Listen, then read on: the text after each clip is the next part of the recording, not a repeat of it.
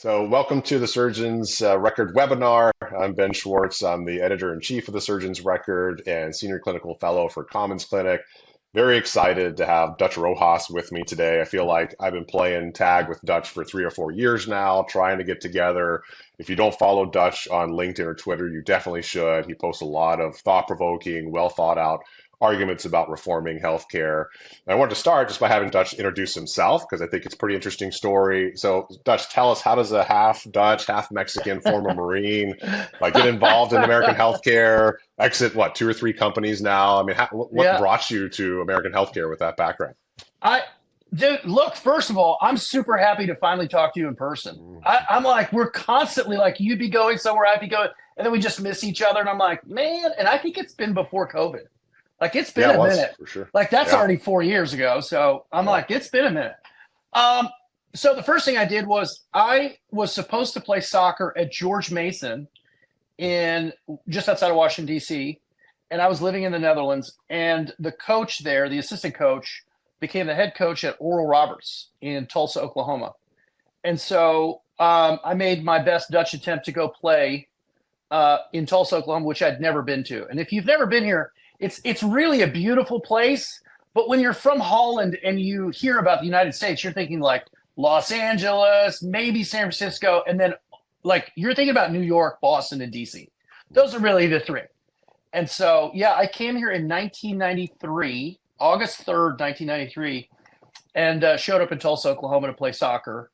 I think that what makes the story interesting is in 1996, we decided everybody has to go on a mission trip. And so I went to a Protestant college. And so they were like, hey, you've got to go. And I was like, well, this is mildly uncomfortable. And I'm not really like an outspoken person about, these views. And they're like, well, you can go on a medical mission and then you can just help the doctors and the dentists. And I know doctors are also dentists, but I feel like I have to say that. And so we got to Guyana and I got to do a bunch of really great work. And I got to see firsthand.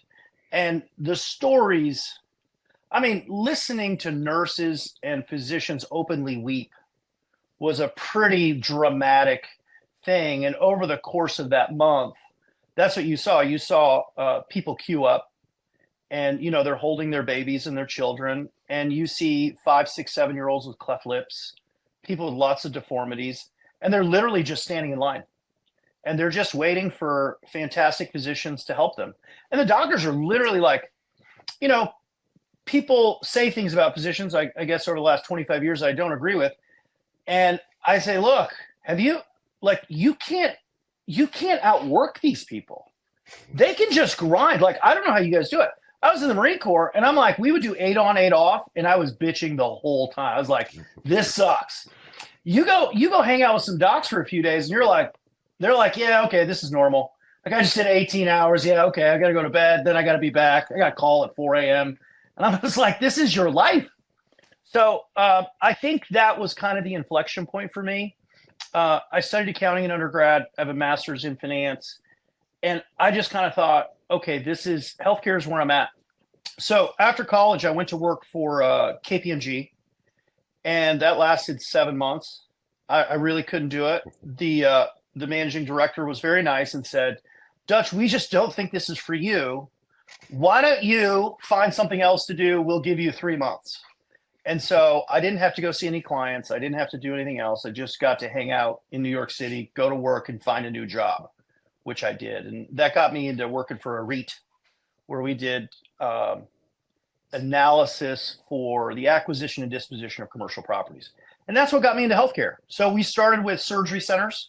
We started with some hospital land deals. And eventually I met the surgeons. And the surgeons were like, hey, this young guy, like, he's loud and obnoxious, but he might have a brain. And, we think he's helpful. And I was like 23, 24, and I was just like, oh, these people like me, so I'll just help them. And so, we started down the REIT process, and that was my first foray really into like, what is an ambulatory surgery center? This What's was a years ago. Like, oh, how many this years is ago was this is 2001, 2000, yeah. And so that was like the foray into it, and I like you, I mean, I was just a young guy trying to figure out my way in life, and I didn't know anything about self-funding I didn't know anything about anything. What I knew how to do is do a spreadsheet and say, if you acquire it for this price and we put it together with, in this syndication, then we can probably exit in 5 or 6 years if we do a joint venture with a hospital, right? That's what I knew how to say. Like, hey, the key is to get the managed care contracts with the hospital system, and then we can really have a nice exit. I had no idea. I look at young people now and I'm not mad, right? I'm just like, I have so much grace because I was so stupid at that age. I thought, When did you have your like aha moment? Like, wait a minute, we two, don't have to do a joint venture, or things are going to be better if, these remain independent. yeah, 2007, 8. I kind of had an epiphany. I went to San Francisco. I heard a couple people speak from the business group on health. And I don't remember his name, but there was a guy that spoke from Lowe's, from the kind of the hardware selling company, the big box company. They were talking about how they were doing benefits and how they were trying to explain what self-funding was. And I'd never heard of that. The way I was making money, as a young kind of aggressive financial guy was, hey, we can do joint ventures and then we can do out of network. And I thought when we were negotiating with the carriers on the out of network basis that I was just beating up an insurance company. I had no idea, right? Like I thought, oh, we're going to collect, back then it was a lot of money. Like we really could get $150,000 out of network for certain spine procedures. And I thought it was my job to be the defender and beater upper of all insurance companies. And while you and I probably have similar views on carriers, like I don't like them, I didn't know that it was a self-funded company behind there. And so listening to the speaker at the business group on health in San Francisco, and those were the early days. I mean, at least for me, that was when education really started. Like these guys were saying things I'd never heard. And it was like hearing the God, like, oh, what? Wait, what? Okay. Like, I want to understand that better. And then when I did, it was really hard to go back to work. In fact, I didn't make it another 6 months. I sold my shares. I got out and I was like, I can't, be a part of this. Now, then I was trying to figure out how to pay my $2,800 rent payment in New York. And of course, that was a disaster. And that was a tough time. But certainly, those are rough days when you start really having kind of a moral crisis and you go, okay, what do I do? And by the way, one of the things that I like to ask is like, I like to ask that same question is when do doctors figure that out? Because like you guys don't get taught any of that stuff either. We don't. No, I mean, I probably went through the first at least 10 years of my career not understanding that part of it. I went into private practice, so I kind of learned that this is a small business, but you show up, you see the patient, you bill for a code, and the magic happens behind the scenes, and you get a number at the end of the month, and you move on, and you don't really understand. And some people go through their entire career like that. I think you kind of have to, want to understand or seek that out. And I got to the point in my career where the clinical part of it, I was experienced enough that I kind of knew my day-to-day clinical, how to see patients in clinic, how to do surgery, that, what else is there? What am I missing? What's going on it's interesting and important. There's a lot of focus on value-based care with joint replacements that I do. And that's kind of when I started to get my awakening and listening to people like you and some of these other people that are, posting and bringing a lot of attention to this kind of stuff. But I didn't know, how things worked. And it took a long time. I was at least 10 years into my career before I started to Isn't it amazing though that it yeah. took us all Yeah. that time? Like people go, well, you went to business school. Like, didn't they? I'm like, they don't like, I learned about derivatives and commodities and math. I wasn't there to learn about healthcare insurance. And even in the insurance risk transfer business, you don't learn, like you learn self-funding, but no one points out to you like, hey, if you're in an out of network clinic, and by the way, I love out of network. I don't have a problem with it anymore, but it's when you start taking, 20 times Medicare, and I'm not even being close to, exaggerating. When you're doing that and it's Joe's pool shop with 140 employees on the other side, then you're just like, that's just wrong. You can't do that. I feel like I'd love to hear your opinion. I feel like there's a big awakening with physicians though. Like it's not just you and me. It's like physicians in general Like I was at NASS this summer, Ortho Forum, and a bunch of others, and I thought, oh, this is really happening. Like Yeah, I would it's agree. No, really I think for happening. sure. Yeah, for sure. I think there is sort of this understanding of like your options are limited at this point. If you want to try to stay independent, you have to educate yourself about these things. You have to figure out how to stay one step ahead.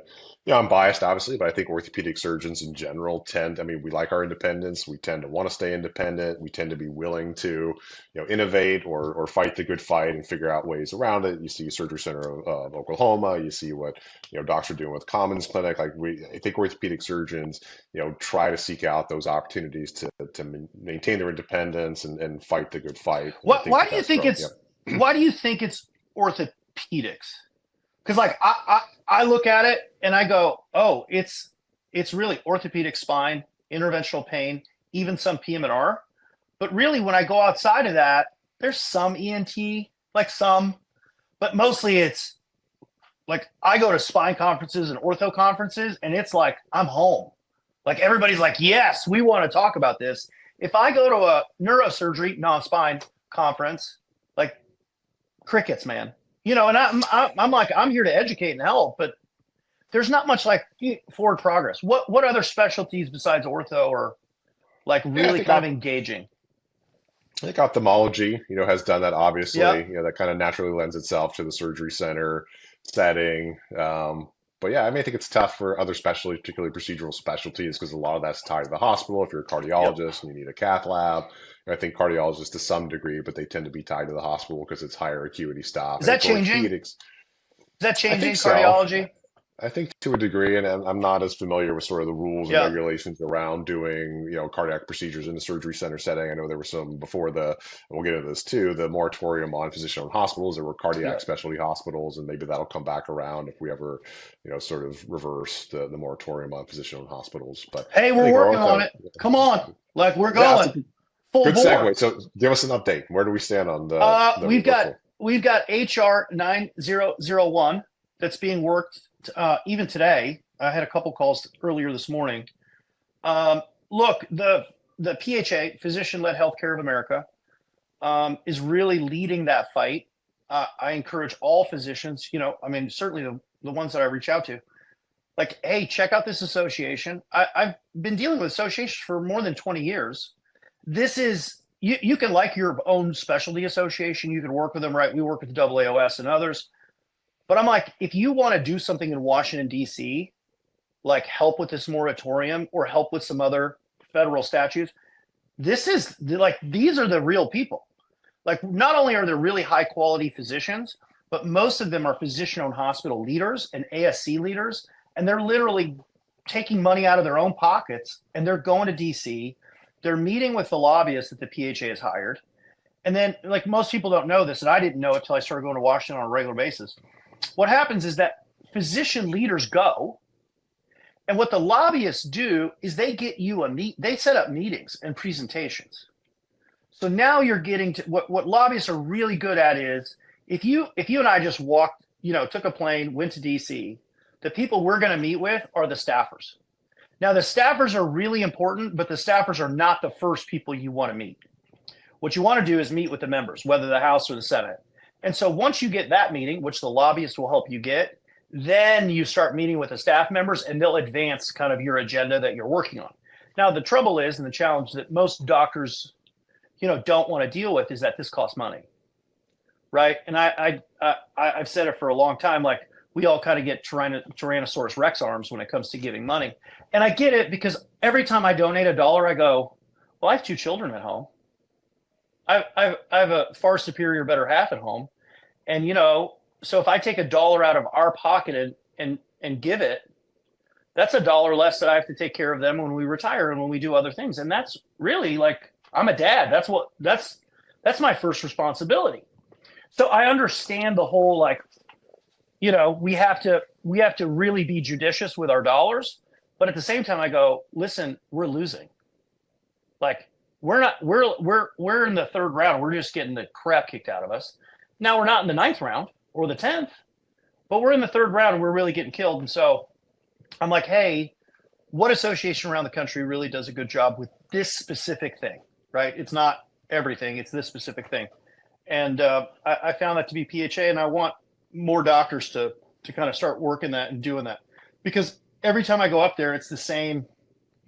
I mean, 100 doctors wouldn't be an exaggeration. 200 would be a massive exaggeration, but 50 would be too small of a number, right? And they're all pretty active. They get on an airplane from Texas or California and they go. And I love that, and I want to support them, in all of that. So Yeah, I think that's great. Yeah, I think that's always a challenge too. Like, how do I get involved? And we're very risk averse in general. We do a good job of sort of, bringing these issues to the forefront. But I think the missing step is, okay, we know what the issues are. We're bringing attention to it. How do you take that step and do something about it? Because you can only talk so much. You can only post on LinkedIn so much. At some point, you have to translate that into action, right? I mean, yeah, the talking is great, but at some point, you have to walk the walk. And I think that's where a lot of doctors, it sort of falls apart for a lot of doctors. How do I go to that next step? I mean, I can, generate the social media following, but how do I do something that's actually going to make a difference? And I think PHA is great, and some of these other organizations.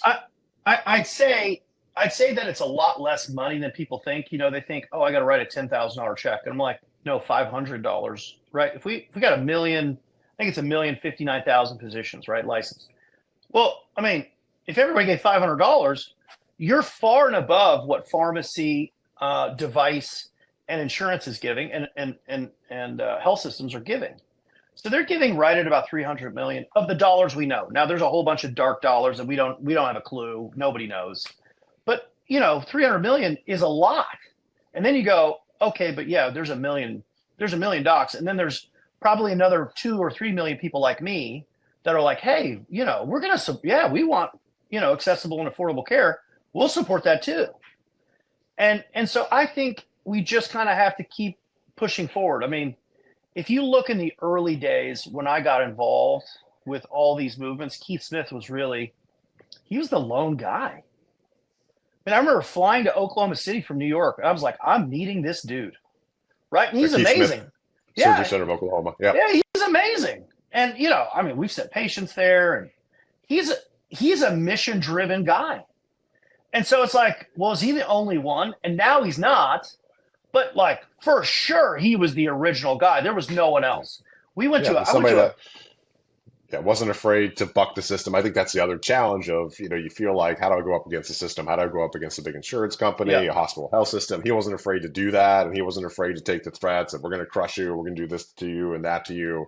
And, it's nerve wracking, I'm sure, but you come out the other side. I think you have to kind of take that leap and take a little bit of that risk and fight that fight, but eventually I think get those people to back down, or you'll figure out a way to make it successful. Yeah, and I think being risk averse is a good thing, right? I mean, like, I think you have to have, especially as I get older, I think I used to just jump with both feet in, like you wrote in your questions. But I think now I'm probably like, well, can't we let's figure this out, and I think, but I think you can take a measured approach. And I think you can take, and I think you can take calculated risk. And I think you can, especially at my age now, I'm like, oh, I know what the downside is, because now I've guessed the downside enough and experienced the downside enough that I'm like, oh, I'm right on that.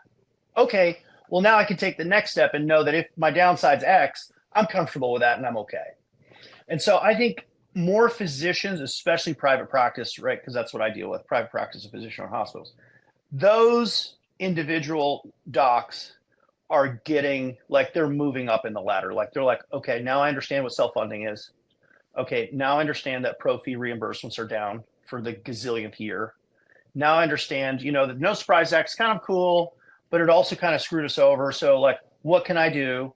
And the same goes for all of them, right? Whether it's the Balanced Budget Act of 97, anti-kickback star, all of them, there's really good in them, but then there's a whole bunch of stuff that just beats the daylights out of physicians. And I'm like, yeah, they got to do that because insurance was there, device was there, health systems were there, and doctors were notably missing, right? And then what the physicians say, and you see this all the time, is, well, I'm busy seeing patients. And I'm like, I'm acutely aware that you are busy seeing patients. Like, there's no doubt. But we're going to have to do something. Or in 10 years, this will all be gone. Right. And then we're all screwed. Like, there's nothing left.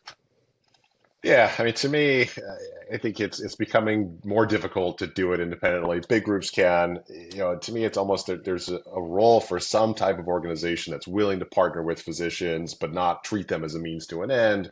Be a true partner and say, we're going to help you with this. We have expertise in this. We'll fight the battles with the insurance company. Yeah, we want you to be involved. We need you at the table, but we also need you seeing patients. But we're not going to arbitrage the work that you're doing. We're not just going to, look to, Yep. treat you as a means to an end, but we're really a partner. You're going to have ownership and a seat at the table, but we'll take on some of the stuff that you don't have time to do or you're not an expert in, and almost like a landing spot for people that want to maintain some independence but want to have an ally and an advocate in battling some of these battles. And I think that's really, to me, where the opportunity lies. I, I think so. You've got the advocacy battle that we have to fight, right? But then you also have the other side is a business strategy, right? And strategy is different from doing things, and it's different from planning. And we conflate these terms, and I'm like, well, I learned English later, so I'll help you understand what the word strategy means. It does not mean go and do things. It does not mean make a plan. It means like, what do I want? What do I want to accomplish?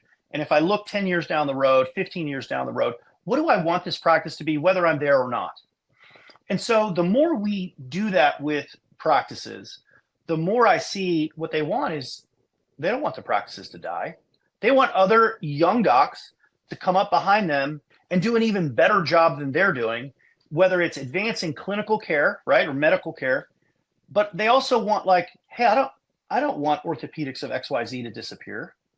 I want that to still be a blessing to the community. And so I'm like, oh, okay, well, we can do that. The unfortunate part is, and Dr. Brugman said this to me a couple of weeks ago, Adam Brugman, who's fantastic. He said, I really do want to make money off of just being a great doctor. And I said, that's a hard truth when you realize like that's never like we're not, I don't know. And I'm not biased, I don't think in any way. I'm not, if I look at all of the models available, I go, well, that's not one that's available.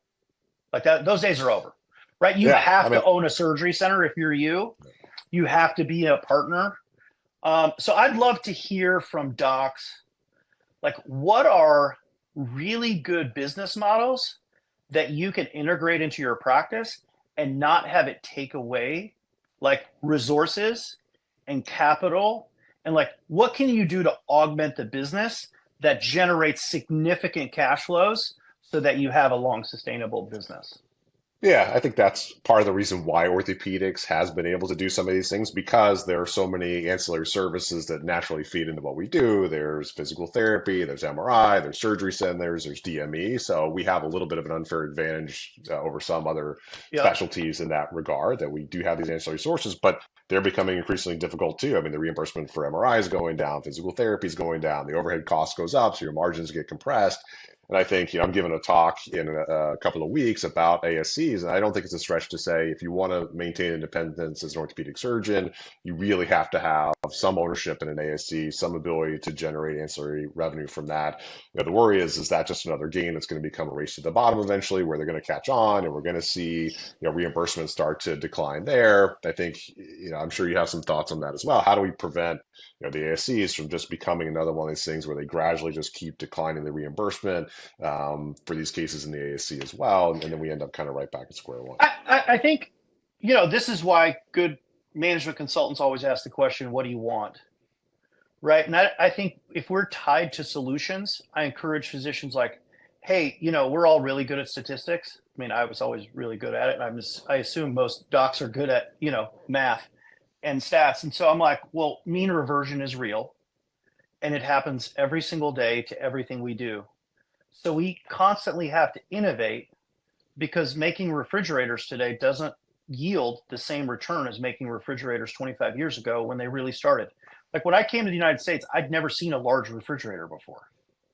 In the Netherlands, we have those little ones that, and by the way, they still have them in most places because our houses are really small. I mean, they're really small.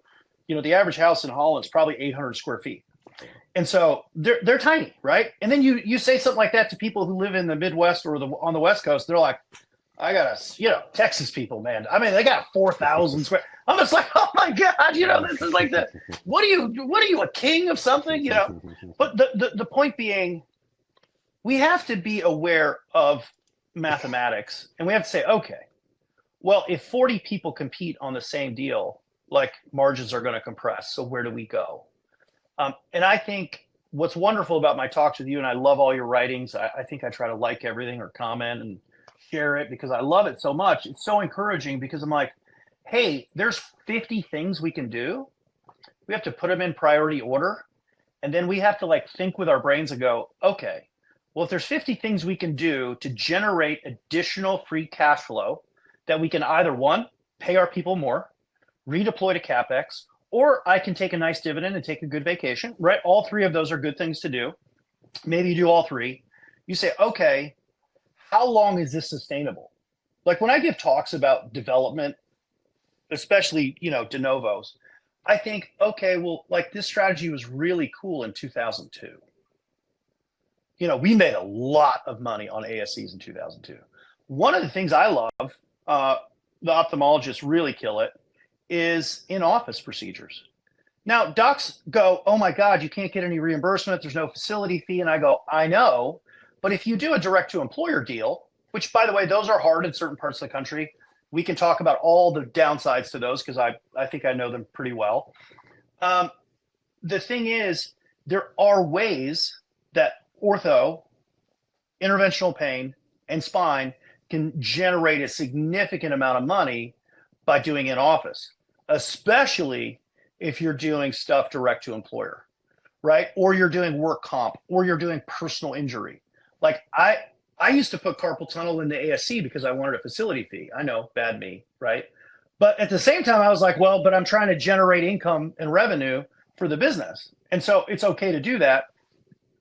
But if I look at it today, I go, well, if we do in the ASC and we get, $3,800 to $4,200, like, and we do 10 of those, like, okay, we're rock stars. Like that's good. And it's safer for the patient. So I'm saying all that to say, I think we're working on a new business now. I think there's 30, 40, 50 other ways for us to make money. And we'll just kind of, I started in direct contract in 2008. Keith Smith been doing it for 10 years before that. I started in 2008. In 2015, 16, 17, people are still going, what? I don't understand that. Doctors are going like, I'm not doing that. I hate the bukas, but no, I'm not doing that. And so it's just one of these things where, I think we all have to figure it out. And I don't think you have to have a summit for it. But I think, the more docs we get on social media, the more docs we get involved in these kind of conversations that you and I are having, the better it gets. You're on mute. You are on mute. There you go. Sorry. Oh. Yeah, I think the collective mind is definitely stronger. Bringing all these thoughts together, staying one or two steps ahead is critical because it's a constant race to do that. I think the great thing about it too is, as I'm sure you know, is you can do all this and still save the system money and still deliver great high quality care. It's just you're shifting more of that reward to the people that are doing that care and doing a good job of it and pushing the envelope in terms of quality and patient experience. And that's a win-win for the patient, for the employer, and for the physician as well. And so I think the system as a whole wins when we do that. But if you're designing what is healthcare looking 5 to 10 years, if you had your druthers and could make it look however you wanted to make it look, what do you think it looks like 5 to 10 years from now in your ideal scenario? I'm working on two things that I think will help besides advocacy, right? So that'd be my third, right? So I kind of broke it up into three things. The first thing is we launched a company in September. And we said, okay, what we're going to do is we are going to partner with physician-owned hospitals and large private practices. And what we're going to do is we're going to build private labeled insurance benefits for them. And so here's what this looks like. Let's say Commons Clinic wanted to do it, right? I'm just making something up to use an example.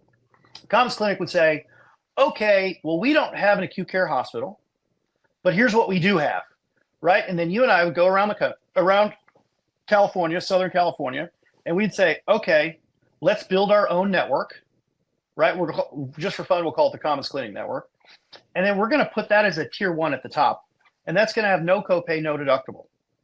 And the insurance card is going to say Commons Clinic.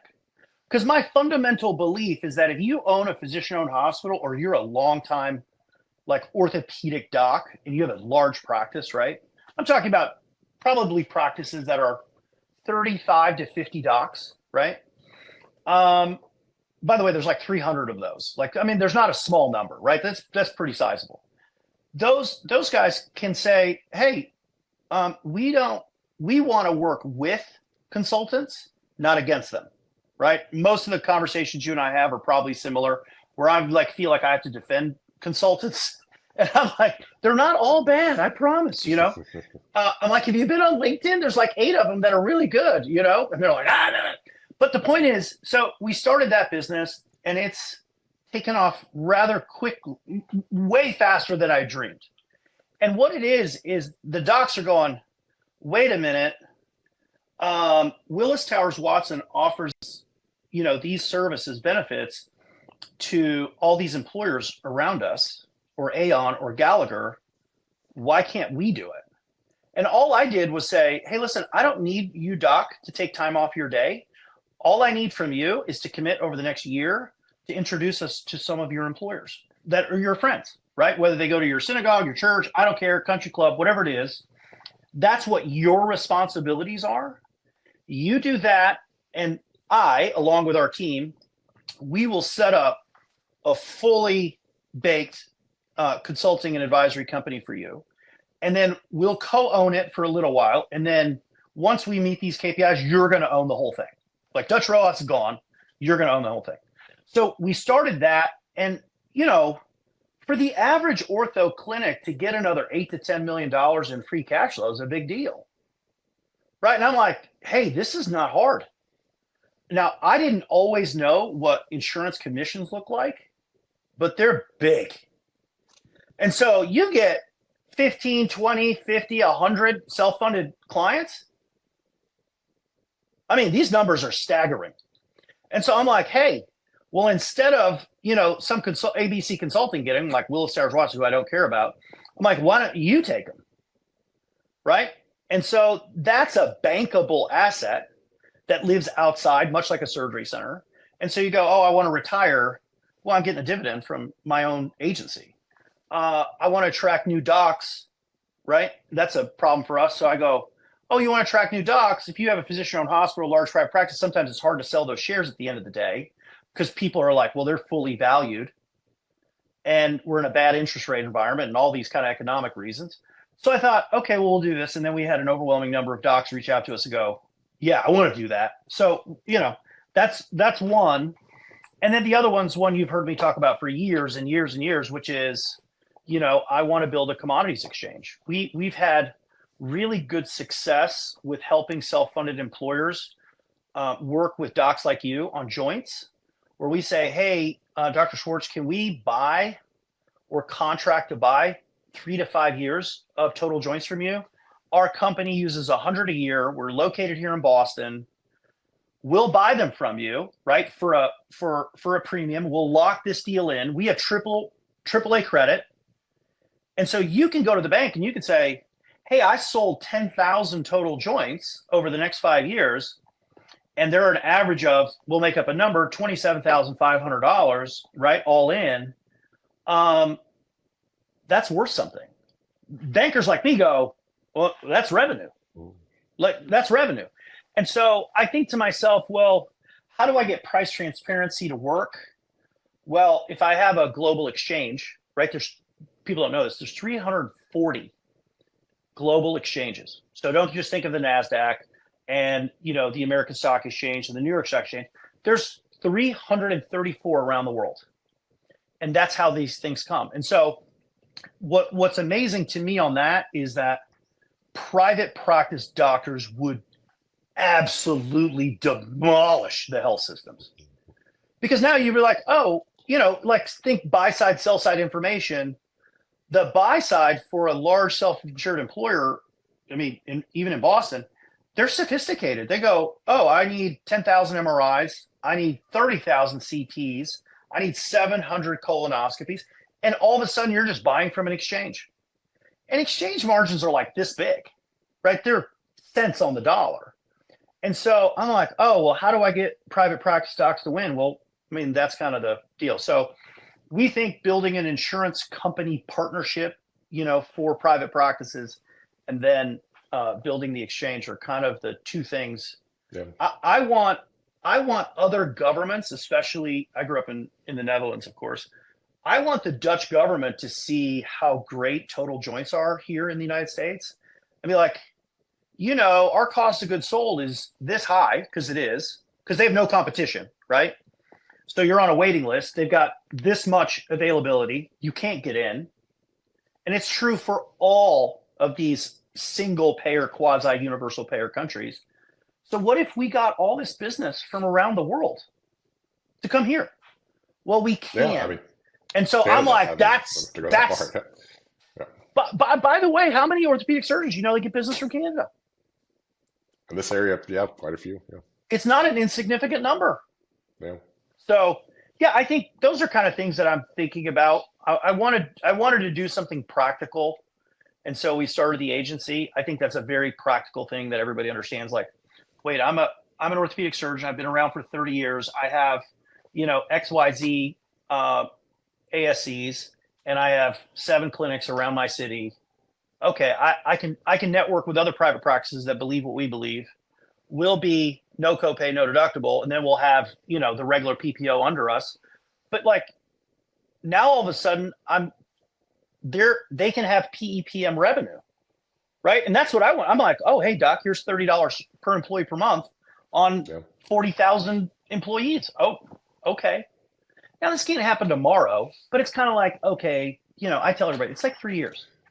Yeah, no, that's the 2 to 3 steps ahead that you have to think. I think it's awesome. It's really cool. I mean, it's a way for us to sort of go to that next step and start to control more of that process. And I always say too that the best way to win the game is not to play it, or you go create your own game, your own version of the game, so you don't have to play the game that's out there. I think that's a really cool way to do that. I'm sure it's great for the employers to kind of have that locked in for 5 years. I know what my orthopedic expense, my MSK expense is going to be for 5 years. It's not going to go up. It's locked in. I'm sure their accountants love that. As a practice, I know that I have that set business and I'm going to get these joints. It's not going to be this race to the bottom where every year CMS, my reimbursement goes down, the insurance companies just follow suit. This is locked in, for X amount of time. And so I'm not going to have to worry next year that my overhead's going up, but I'm getting reimbursed less. I think these are the really cool sort of next step, 2, 3 steps ahead of the process that we have to be thinking about. The other thing that I mean, you and I have talked about it this week, in fact, was there's so many docs going into retirement, so especially surgeons, right? And so you've got so many surgeons retiring that I'm telling the young people, I'm like, listen to me. You might suffer in private practice like I suffered for the first 10 years out of school. By the way, if you're not suffering the first 10 years, you've done it wrong. Like, unless you're Mark Zuckerberg, like, okay, that's an anomaly, right? But like, I spent time in a New York basement working. And I'm like, that's what you do. That's how you set yourself up for success. So I'm sharing with these young guys, look, if you're an MSK and you can hang out for the next 10 years, so you're 32 and you're going to be 42, which is like tomorrow, as far as I'm concerned. I'm like, look, you guys are going to make a gargantuan amount of money because in 10 years, all these people are going to be gone and there's nothing left. You'll be the only one standing. And I go, if you work for a really good total joint doc, right? Somebody that knows exactly what to do, has got good industrial engineering experience. How do you not win? Now, the people that aren't going to win are Medicare patients and people with no money. They're gonna lose because the government has created and initiated a total losing system for 60% of the country. And that's, I mean, is there any hope there? Is there any chance that CMS is going to turn on to things like this to say, look, we're going to be insolvent at some point. We have to start thinking outside the box. We have to start doing things that are a little bit off the beaten path, and do things like what you're doing, or do things that other innovative people like Surgery Center of Oklahoma are doing? Or is it just a lost cause that they're going to continue rolling out these destined to fail, value-based care programs? It seems to me that that's particularly in MSK. I mean, it's a Yeah. huge portion of the population. It's becoming an even larger portion of the population, and it just seems like the only way you're going to solve it is to be willing to think outside the box, at least test some of these things out instead of just rolling out another version of BPCI or some other program that's just kind of repackaged. Is it Uh, hopeless? I mean, is there any hope oh, for CMS? I think there's a lot of hope, and it depends. Unfortunately, it depends on what the docs want to do. I think we're kind of close to an inflection point where you go, look, 10 years ago, I was getting $1,750 for a total joint on a pro fee, and now I'm getting $1,280. This is no longer acceptable. And if I don't do anything now, it's going to be $880 in a couple more years. And like, look, man, this takes 45 minutes. It's a lot of work. I've done a bunch of these and I'm the best. Maybe I get it down to 36, 38 minutes, but that's the best people in the world. And if I have any complications, it takes an hour and 10 minutes. And I don't like it, but that's the way it is. And look, man, $800 is not going to cut it. So I think we're at an inflection point where physicians are going to get involved. And, I think all it takes is a little bit. If you and I could get 5, 6, 7,000 orthopedic surgeons to start regularly sending letters or emails or calling their their members, right, in their particular states, I think things change. The one thing I've learned in Washington, D.C. is it's just like going to the ER, right? You've dealt with ER docs. Like, they're like, what's wrong? Oh, I got to deal with that, right? Like, there's no planning involved, and I'm not trying to be offensive to any ER docs, but like, they're emergency junkies.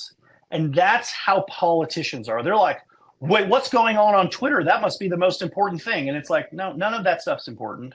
Like, long-term planning is important. So if we can get enough physicians to start calling and beating on the doors, look, you have 42 doctors as members, right? We have an overwhelming number of lawyers.